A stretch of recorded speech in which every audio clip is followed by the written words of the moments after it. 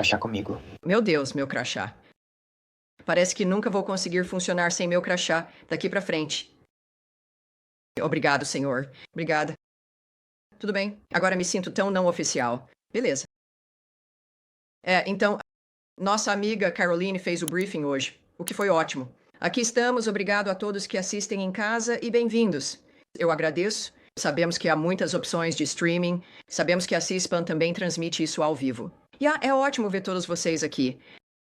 Tenho alguns anúncios para fazer logo de início. Hoje, o Departamento de Estado notificou o Congresso sobre nosso plano de reorganização para construir um Departamento de Estado com foco na América, capaz de enfrentar os desafios do século XXI. O secretário emitiu uma declaração sobre a notificação. Como ele disse, ao longo do último quarto de século, as operações domésticas do Departamento de Estado cresceram exponencialmente, resultando em mais burocracia, custos mais altos e menos resultados para o povo americano. Desde o meu primeiro dia como secretário, afirmei que este departamento precisa agir na velocidade da relevância, e em abril anunciei uma ampla reorganização do departamento para alcançar melhor esse objetivo. Hoje, demos o próximo passo nesse processo ao notificar o Congresso sobre como planejamos fazer isso. Além disso, ele disse: o plano submetido ao Congresso foi resultado de um trabalho cuidadoso e deliberado da liderança sênior do departamento. Levamos em consideração o feedback de legisladores, departamentos e funcionários de longa data. O plano de reorganização resultará em um departamento mais ágil, melhor preparado para promover os interesses dos Estados Unidos e manter os americanos seguros em todo o mundo. Além disso, nos últimos dias, o secretário Rubio anunciou novas políticas de visto que colocam os Estados Unidos em primeiro lugar. Tenho certeza de que nenhum de vocês tem perguntas sobre isso.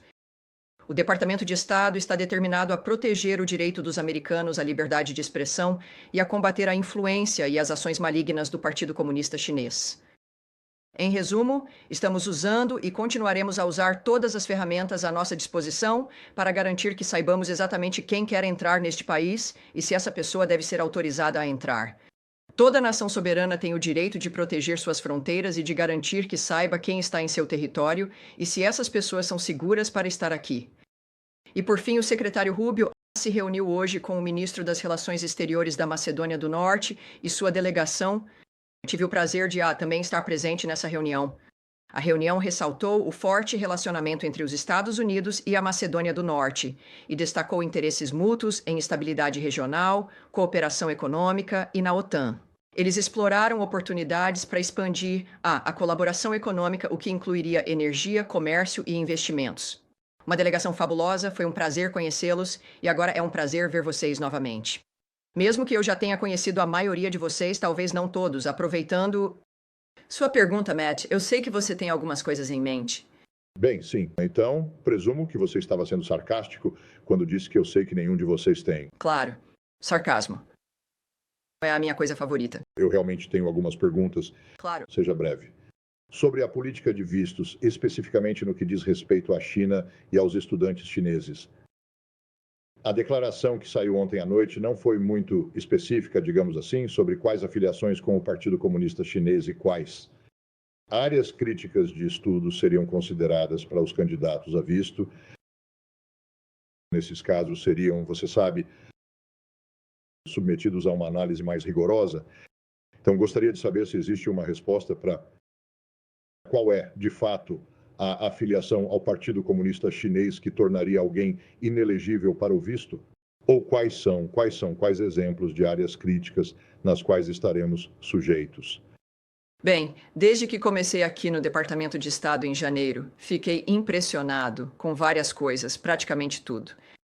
Mas também aprendi sobre a natureza dos vistos e já disse aqui várias vezes, algo que muitas pessoas assistindo ao redor do mundo talvez não saibam, é que não damos detalhes sobre quais são nossos métodos em relação aos vistos. Claro, todos passam por uma verificação. Acho que se você já passou pelo processo, sabe que envolve solicitar um visto e, em seguida, é preciso participar de uma entrevista. Você faz isso no seu país de origem, no seu consulado, na sua embaixada, e esse é o processo. Portanto, há uma verificação, sempre houve. O que não discutimos, novamente, por questões de privacidade, mas também porque é diferente para cada pessoa.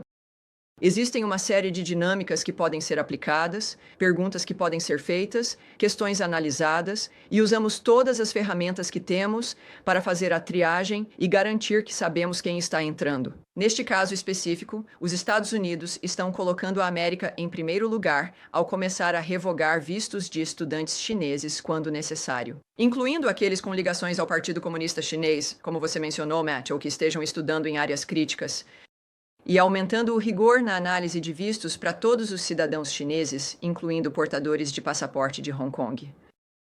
Não entrarei em detalhes, não apenas sobre quais são os detalhes em relação à análise e aos métodos referentes ao visto em si, mas também no que diz respeito às áreas críticas. Fiquei até satisfeito, pois muitas vezes vejo anúncios que realmente não trazem nenhuma informação. E há motivos para isso por questões de segurança nacional, porque há negociações, é diplomático, etc. Ou revelar a natureza de como escolhemos fazer as coisas pode entregar nossa estratégia e tornar certas ações menos eficazes. Neste caso, quando pensamos em áreas críticas, que é obviamente uma expressão muito específica, pensamos em segurança nacional na forma como mantemos a América segura e protegida e mais próspera. E é importante ter, eu acho, uma base ampla, porque isso pode significar algo diferente para muitas pessoas. Pode significar muitas coisas. E isso vai depender das pessoas que estão tomando as decisões. E eu acho que isso está dentro do contexto do que discutimos em relação às ações de visto também, quando se trata de manter a América segura. Os Estados Unidos, posso ainda afirmar aqui, não vão tolerar a exploração das universidades americanas pelo Partido Comunista Chinês, nem o roubo de pesquisas, propriedade intelectual ou tecnologias dos Emerson Mao para fortalecer seu poder militar, realizar coleta de inteligência ou reprimir vozes de oposição. A administração Trump está focada em proteger nossa nação e nossos cidadãos, defendendo nossa segurança nacional e segurança pública por meio do nosso processo de vistos, obviamente, de forma muito aberta e transparente, aplicada pelo secretário Marco Rubio. Cada decisão sobre concessão de visto é uma decisão de segurança nacional, cada uma delas. Todo viajante em potencial para os Estados Unidos passa por uma triagem de segurança interagências. Proibir a entrada nos Estados Unidos daqueles que possam representar uma ameaça à segurança nacional ou à segurança pública do sistema é fundamental para proteger os cidadãos americanos em casa. Então, o que nós experimentamos isso ao longo dessas últimas várias semanas. Isso é algo que está no cerne e realmente na linha de frente da proteção do país. E estamos levando isso a sério e estamos sendo transparentes sobre a natureza do que está acontecendo neste caso específico. Ok. Então, eu poderia só pedir aquela última parte que você acabou de dizer, que não estava na declaração de ontem à noite, e é um pouco mais específica sobre... Sim, sobre a natureza de roubo de certas coisas. Bem, nós, novamente, e como repórteres aqui todos e pessoas curiosas, vocês sabem a natureza do que a China tem feito sobre, você sabe, com tecnologia, certo? Roubando informações, a propriedade intelectual, pesquisas dos IUA, direitos autorais, etc. Isso não é novo ou confuso. E essa é, uma maneira pela qual certamente podemos tentar mitigar esse problema. Sim, Andrea Mitchell. E deixe-me uma pergunta de acompanhamento sobre isso e depois vou te perguntar sobre Hamas, Gaza e Israel. Certamente. Alguma reavaliação do TikTok e suas vulnerabilidades, como foi definido pela administração anterior como perigoso por razões de segurança nacional? A Casa Branca a administração tem alguma reavaliação do TikTok nesse contexto, já que vocês estão reprimindo a coleta de informações à chinesa? Eu diria que você teria que encaminhar essa pergunta, fazer essa pergunta à Casa Branca. Mas o que sabemos, claro, é que levamos a sério a intervenção chinesa aqui, por assim dizer, a natureza do que está impulsionando, claro, essa nova dinâmica de triagem de vistos. Mas, especificamente sobre isso, eu sei que o presidente já falou sobre o assunto, então você vai precisar perguntar à Casa Branca. E deixe-me perguntar sobre a possibilidade de uma aceitação provisória por parte de Israel de um cessar-fogo. Retorno ao tema. Muitos têm dúvidas sobre vistos, estamos lidando... Vamos focar nos vistos, porque há muitas questões diferentes em jogo, não apenas essa relacionada à China. Então, Daphne, Questão europeia. sim. Vamos falar sobre Gaza. Sim. Obrigado. Há centenas de milhares de estudantes chineses atualmente no ZEU. Qual proporção o Departamento de Estado espera que enfrente revogações de visto?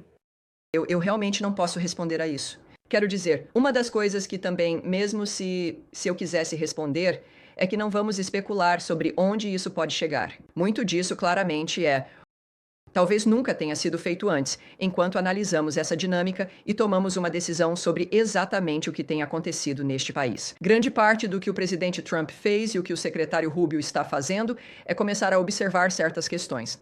Seja em relação à ajuda externa, à natureza dos vistos, como as pessoas estão chegando aqui, o que está acontecendo nas universidades, as coisas que vimos e que não gostamos e que surgiram a partir disso. Mas certamente eu não ousaria sugerir que os números importam. O que importa aqui é que a questão de levar a sério a segurança do país é fundamental, e vamos analisar isso em todos os aspectos. Então eu acho que é menos sobre números e mais sobre o fato de que estamos mantendo a América segura e tomando as medidas necessárias para garantir isso. No final do primeiro mandato de Trump, os IDEWA revogaram vistos de mais de 1.000 estudantes e pesquisadores chineses considerados riscos à segurança. Devemos esperar que as ações anunciadas ontem pelo secretário Rubio superem aquelas medidas do primeiro mandato. Ok, você adora os números. Ela adora os números, Daphne, da Reuters. Quantos estudantes chineses você disse que havia aqui originalmente? Os centenas de milhares. Centenas de milhares. E então você mencionou um número de cerca de 1.000, o que eu nem sei como esse número poderia ser um dado confiável, porque o Departamento Consular não fornece esses números. Nós não discutimos vistos que são emitidos, vistos que são removidos, coisas que são revogadas. Esses são números que não são compartilhados, não são fornecidos. E eu sugeriria ter cautela se alguém lhe deu um número como esse. Novamente, eu não faço ideia de quais serão os números.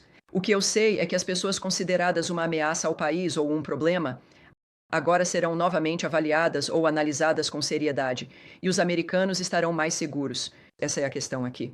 E então, sobre a política de restrição de vistos anunciada ontem em relação à censura de americanos, você pode fornecer exemplos específicos de quais ações levaram os EUA a instituir essa política e quando podemos esperar que quaisquer restrições de visto sejam implementadas?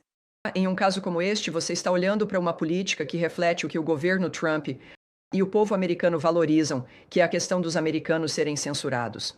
Nós vivenciamos isso durante a Covid, a questão da nossa capacidade de expressar nossas opiniões. E embora eu não vá te dar, ou possa te dar, ou daria detalhes específicos sobre como essa restrição em particular seria abordada, isso não é feito de forma generalizada, certo? Há indivíduos que são sinalizados ou que são vistos como participantes de algum aspecto da censura de americanos. O que posso dizer é que tudo o que você vê emanando do governo Trump e do Departamento de Estado é um reflexo da política desta administração e do que o povo americano quer e espera quando se trata do que o futuro deles vai trazer. Sobre vistos? Sim. Um momento, por favor. Ainda sobre vistos. Ainda sobre vistos, volto já. Sim. Sobre o comunicado que saiu na terça-feira, dizia que eles esperavam que essa orientação ampliada de verificação de redes sociais para solicitantes de visto fosse divulgada nos próximos dias. Vocês ainda estão seguindo esse cronograma em Cuba, orientando como isso vai ser? Sim, não posso te dar um cronograma específico, mas haverá mais informações. O que posso dizer é que, em geral, porque aquilo foi uma comunicação interna que acabou sendo vazada. Ao mesmo tempo, nós confirmamos que os detalhes são precisos. Além disso, o governo Trump está focado em proteger nossa nação e nossos cidadãos, mantendo os mais altos padrões de segurança nacional e segurança pública, especialmente por meio do processo de vistos. Cada decisão de concessão, como mencionei a você, é uma decisão de segurança nacional.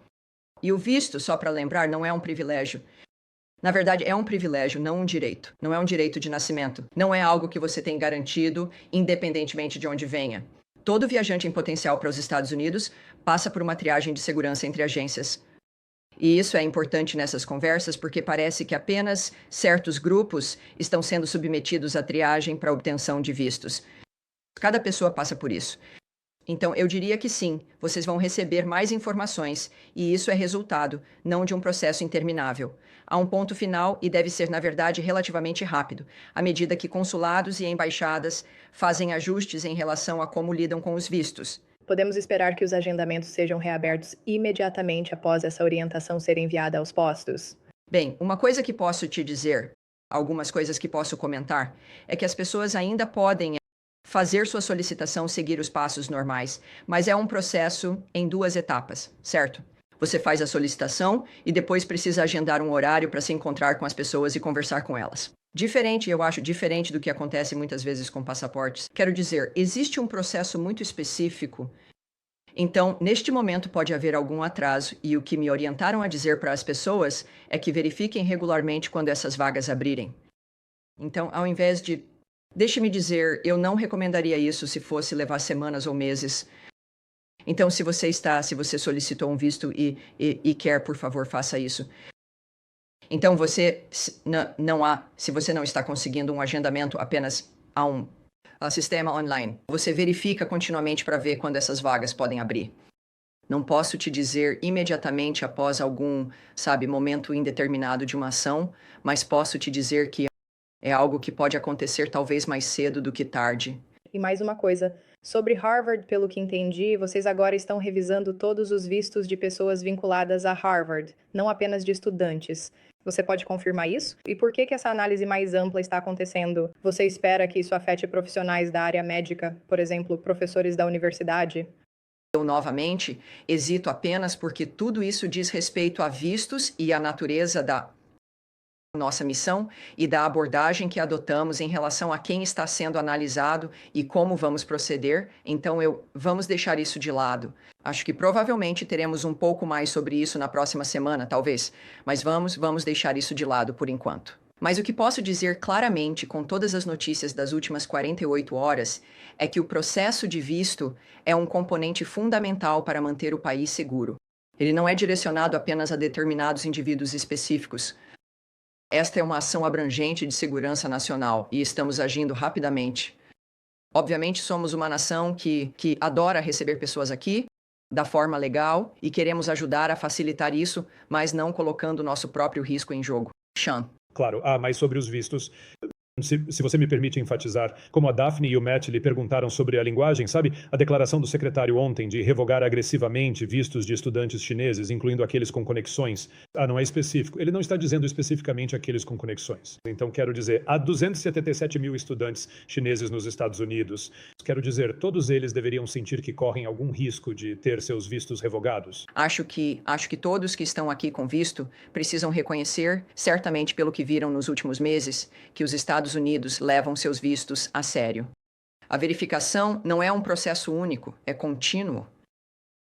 E que quando se algo acontecer, se você for preso, se houver algum tipo de problema, isso provavelmente vai ser percebido em algum momento. Mas eu realmente acho que com essa dinâmica em particular, está claro que há um interesse em garantir que aqueles que estão aqui da China com visto entendam que estamos levando nossa segurança nacional a sério e estamos analisando seus vistos e se estiver tudo certo, ótimo. Mas essa será uma verificação que certamente continuará e é claramente importante para o governo. Certo, você disse que se estiver tudo certo, são bem-vindos. Mas geralmente todas essas questões com vistos de estudante, triagem e a suspensão temporária de novos agendamentos. Ainda é prioridade para o governo incentivar estudantes a virem para os Estados Unidos? Eles têm outras opções. Dizem, por exemplo, que Hong Kong agora está oferecendo um caminho rápido para estudantes de doutorado de Harvard irem para lá. Existe preocupação se os UW perdem a competição? Afinal, eles representam 50 bilhões de dólares na economia. Sim. Bem, as pessoas vêm para cá porque é aqui que se começa uma nova vida, onde você tem todas as oportunidades do mundo. Há um motivo pelo qual as pessoas vêm para cá. É por causa do que o país representa. Sim, a excelência das nossas escolas e queremos que continue assim. Queremos que os pais que enviam seus filhos, seja de outro país ou dos Estados Unidos, para uma universidade americana, possam reconhecer seu filho quando ele voltar para casa.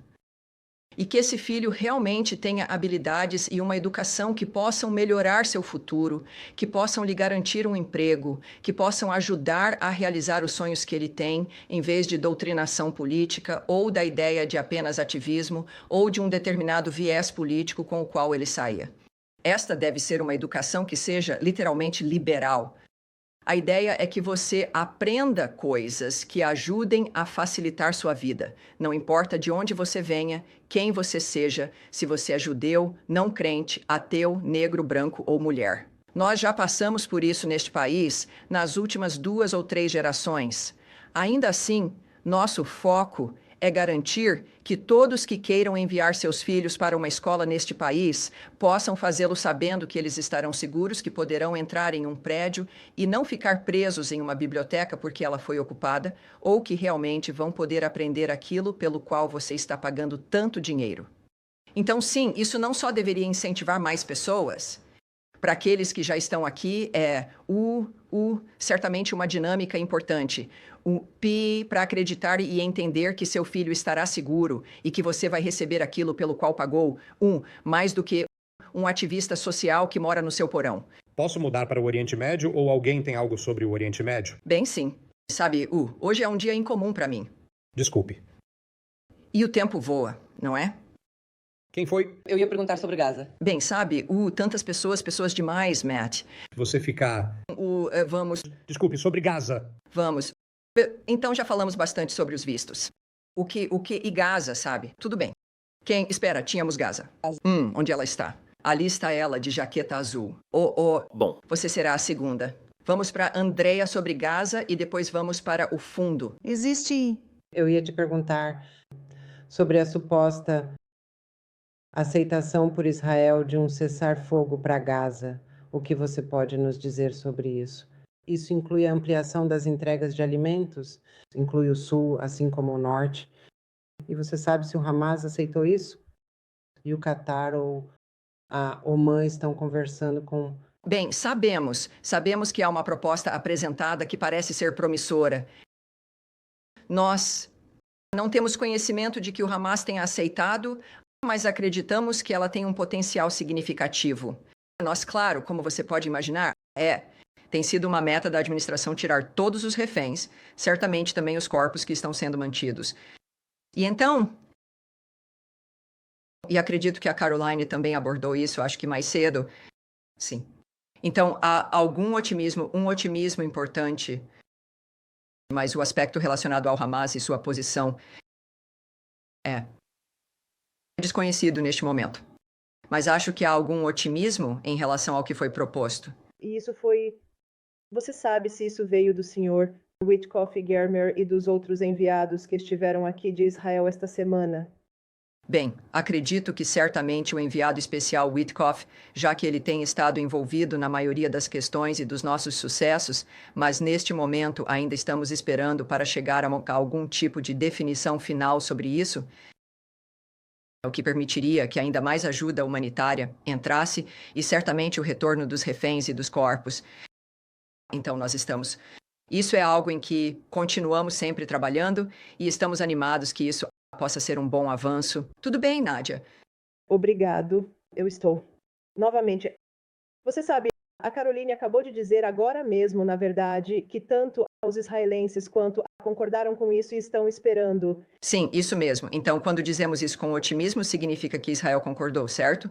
Então, estamos em uma posição muito boa. Eu acho que... Mas, como você sabe, o presidente disse que quer ver um fim para esta guerra. Isto é algum dos EUA? De que realmente eles vão discutir o fim da guerra após o cessar-fogo de 60 dias? Porque toda vez que eles chegam a esse ponto e o cessar-fogo colapsa, é porque, bem, os cessar-fogos não colapsam. Os cessar-fogos são ignorados pelo Hamas e são quebrados pelo Hamas. Eles não simplesmente colapsam por si só. A todo momento, mesmo sem um cessar-fogo e sem acordos como este, há um esforço constante para acabar com essa situação hedionda. E não apenas por um momento, não por 60 dias ou 6 meses. Essa é a marca registrada da visão do presidente Trump, e é pelo que os secretários trabalham, pelo que nossos enviados especiais têm trabalhado. O enviado especial Woodcock poderia, assim como o presidente Trump, estar desfrutando de uma vida muito confortável em outro lugar. Mas esses são homens e mulheres que fizeram esse tipo de compromisso. Então, eu diria que, obviamente, o objetivo final é o fim. Mas acabar com os assassinatos, o massacre, a carnificina e garantir que as pessoas recebam o que precisam é fundamental. E acho que o Zelensky também observou isso, certo? Quer dizer, não se pode falar de paz enquanto estão atirando em você e te matando. Quer dizer, uma coisa precisa ser capaz de levar a outra. Caso contrário, simplesmente não faz sentido. Tudo bem. Agora, de azul, eu pulei você. E você está nisso? Quero voltar ao VDOT. Quero voltar ao visto. Visto. Certo, vamos pegar mais uma pergunta sobre Gaza e... Sim, isso. Oriente Médio pode falar. Ok. Pode falar, sim, você primeiro. Não vamos voltar nem para vistos. Já gastamos tempo nisso, pode falar. Ok. Sim, pode falar. Eu tenho uma pergunta sobre visto para Gaza, tudo junto, então é o seguinte. No caso Mahfouz Khalil, o juiz federal de primeira instância decidiu ontem que, embora ele tenha considerado que Khalil deu respostas insuficientes às alegações de que omitiu informações importantes em sua solicitação, o juiz também determinou que a decisão do secretário Rubio de que as atividades de Khalil teriam um impacto negativo na política externa americana era inconstitucionalmente vaga. O secretário tem alguma reação a isso, né, em primeiro lugar? E, em segundo lugar, isso muda a posição ou a estratégia daqui para frente nesses tipos de casos? Sim, então, novamente, vamos deixar isso para a próxima semana. Quero dizer, eu realmente quero te dar uma resposta direta sobre isso, mas literalmente preciso sair em alguns minutos e normalmente eu ficaria o máximo possível, mas há algo que não posso evitar. Ok. Sim. Rússia e Ucrânia? Tudo bem, vamos para a Rússia e Ucrânia. Sim, tudo bem. Obviamente, o secretário conversou com seu homólogo na Rússia ontem. Na ligação deles, o Sr. Lavrov deu à senhora secretária Rubio alguma indicação de se e quando esse memorando de paz que a Rússia prometeu se concretizaria? O presidente Zelensky está dizendo que ninguém viu isso e a secretária Rubio disse que é um indicador importante de quão séria a Rússia está em relação à continuidade das negociações. Tem atualização? Sim, novamente, nós dissemos várias vezes que vamos julgar a Rússia não pelo que eles dizem, mas pelo que eles fazem. E agora, o que está acontecendo não é bom, certo? Então você já ouviu isso do presidente. O que posso dizer é que o secretário de Estado Marco Rubio, de fato, conversou com o ministro das Relações Exteriores da Rússia, Lavrov. O secretário Rubio recebeu com satisfação, assim como todos nós, a troca de 1.000 por 1.000 prisioneiros que aconteceu no fim de semana. Isso foi organizado, acredite, enquanto estávamos em Istambul, Turquia. O secretário reiterou os apelos do presidente Trump por um diálogo construtivo e de boa-fé com a Ucrânia como o único caminho possível para acabar com a guerra. Então, isso é o que estamos dizendo sobre a ligação em si, e vamos ter que deixar por aqui. Sobre a questão do diálogo de boa-fé, claro. O secretário acredita que o que os russos ofereceram em termos dessas conversas diretas com os ucranianos em Istambul está sendo oferecido de boa-fé? Entendemos que é a mesma delegação que foi enviada da última vez. Isso realmente vai fazer as negociações avançarem ou é apenas uma repetição do que já vimos antes? Certo, bem. Isso acho que está no cerne dos atuais diálogos e negociações diplomáticas, e eu não vou caracterizar o ponto de vista ou a abordagem do secretário. Acho que o que ele reiterou, depois dessa ligação, fala por si só, que ele reiterou os apelos do presidente Trump por um diálogo construtivo e de boa-fé como a única maneira de acabar com a guerra. Então, isso foi repetido nessa ligação, e acho que isso reflete a posição do secretário. Posição, tudo bem? Sim, senhor, fale. Posso só fazer um complemento sobre isso? Esse diálogo de boa-fé pode continuar ao mesmo tempo que uma ofensiva militar? Você precisa repetir a primeira parte. Isso o quê? Esse diálogo de boa-fé, ele pode continuar junto com uma ofensiva militar? Bem, obviamente, vamos descobrir isso. Nós estamos avaliando e acho que o presidente avaliou Putin com base na natureza do que foi claramente extremamente frustrante para ele em relação à morte de civis enquanto aconteciam negociações para um cessar-fogo. E esse é um julgamento que vai partir dos líderes deste país, dos líderes, francamente, do mundo livre, sobre se isso é possível ou não. E vamos ter que lidar com isso momento a momento, neste caso, eu acho. Vocês estão envolvidos na segunda parte das negociações de Istambul? Vocês fazem parte disso? Não vou entrar nesse assunto. Não tenho nada para adiantar para você sobre isso. Então, sim, senhor, pode prosseguir. Sobre o Irã, o presidente ontem disse que o acordo com o Irã pode acontecer nas próximas semanas. Milímetros. O ministro das Relações Exteriores do Irã disse hoje no X que a mídia está especulando sobre um acordo iminente, mas ele não tem certeza de que já chegamos lá.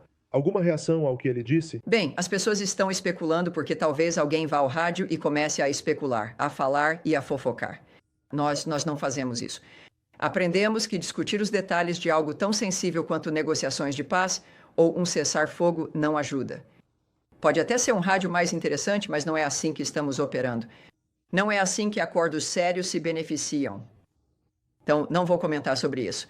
O que eu sei é que todo relatório após nossas reuniões é que elas correram bem e que houve progresso. O Irã está à mesa e houve progresso com base nas diretrizes do presidente Trump. Quais são suas diretrizes? Que nunca haverá uma arma nuclear, que não haverá enriquecimento. E fazemos progresso em cada reunião. E isso, infelizmente, neste nosso dia muito estranho e curto, vai ser tudo por hoje. Eu sei que há mais. E claro que verei vocês em breve e vocês também sabem como nos encontrar. Certo, obrigado a todos. É isso mesmo. Obrigado, agradeço. Tenham um ótimo dia. Agradecer.